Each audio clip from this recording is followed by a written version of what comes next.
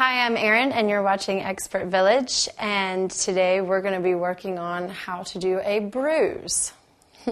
Okay, so just recapping on the bruise that we just made without our cream-based bruise wheel. We're using products from home, remember? It's just your regular everyday eyeshadow. It's a dark blue color. Actually, here, let me grab this and I'll show you.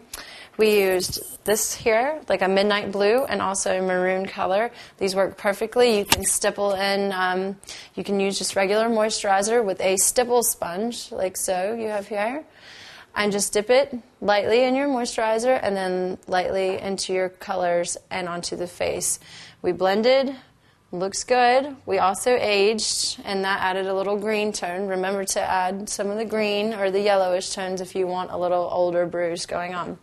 Also, we added on to a swollen bruise, being knocked in the head basically, and that's just basic putty, and you're basically just doing your bruise on top of the putty like we were. So everything looks good. If you should always go back and look over your canvas and make sure like everything is the way you want it, and if not, then send them on their way.